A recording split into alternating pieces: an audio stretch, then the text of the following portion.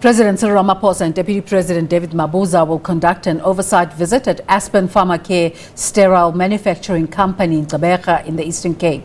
The visit is to focus on the progress in vaccine production as part of the private sector and government partnership in the national vaccination program. Aspen Pharmacare collaborated with Johnson & Johnson in November last year to establish the capacity required for the manufacturing of Johnson & Johnson COVID-19 vaccines. The sterile facility contains high technology and facilities required to manufacture the sterile drugs and vaccines and has the capacity to produce 300 million doses of the vaccine per annum. For more on this story, let's cross live now to our colleague Lerato Fekisi. Very good morning to you, Lerato. Do we know if the President, the Deputy President and the Health Minister have arrived in the province already? They have not arrived as yet, Desiree, but I think this visit, this oversight visit, couldn't have come at a better time because Desiree, last week we got to speak to the acting HOD, Dr. Zungu, just to find out about the progress of the vaccination program in the Metro and also the Eastern Cape. You will be aware, Desiree, that the Eastern Cape Department of Health said they want to vaccinate 200 health workers by the end of May. But speaking to Dr. Zungu last week, she said that the demand exceeds the supply and they are doing their best to make sure they vaccinate as many health workers as possible. But they cannot do any more than they can do currently because they get their vaccines from the national office.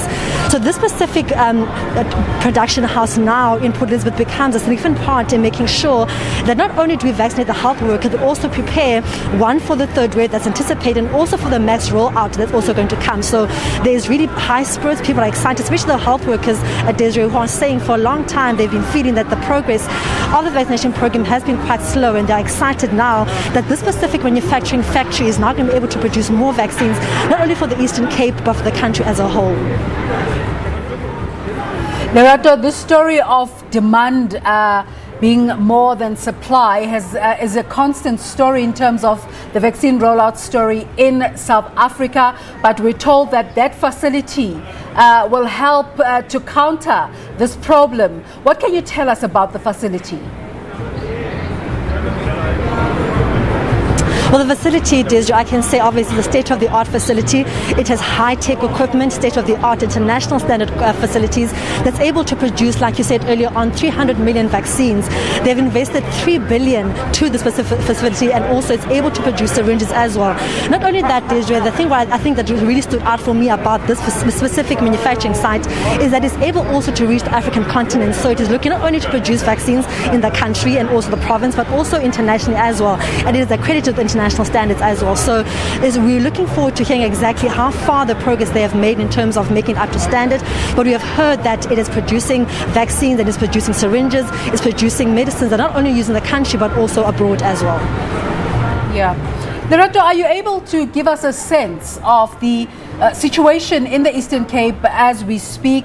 We're being told by scientists that the conversation of a third wave is not materializing in South Africa. What's the latest in terms of COVID-19 infections, prevention in the province? Last week, we got to have a conversation with a professor from the University of Nelson Mandela University, and he was saying that a third wave seems really like it's going to happen. When we spoke to the doctors, however, Desiree, they said that within the hospitals, they have seen that the COVID cases have actually dropped. Not only that, but also the death cases have dropped as well. Going around within the province, people, as you can, from what I've seen, have also kind of relaxed, Desiree, because there's a general sense now that the cases have gone down and people tend to be relaxing. But when we spoke to the health workers, in a particular nurse I spoke to last week, she was saying that what is a concern for health workers is that there hasn't been enough consultation between national government, local government and the health workers on the ground in terms of how this vaccine process is going to be rolled out. So much so that these specific nurses who I spoke to last week, who are outreach nurses who go out and do COVID tests within people in homes and also in schools, they said that they had to actually in fact protest in order for them to be vaccinated, and they were saying that's a concern for them because if there's already issues within the health sector in terms of health workers being vaccinated, vaccinated. How much more when we have to vaccinate the entire province and the entire country? So they were saying they want there to be more deliberation between the health workers, between worker unions and other various stakeholders, because if all these sectors work hand in hand and there's proper communication between local government, national government, workers on the ground and nurses, they can able to actually roll out the vaccination process more easier. She even said that they are currently doing vaccinations at schools, and she was saying that if the health department has spoken to them, they could have easily vaccinated the teachers at these schools and then speed up the vaccination process. So generally within the province there is a concern that as we roll out this vaccine for health workers, which is going very slowly as they say, there could be a bigger problem when we get to the national rollout in terms of the whole province.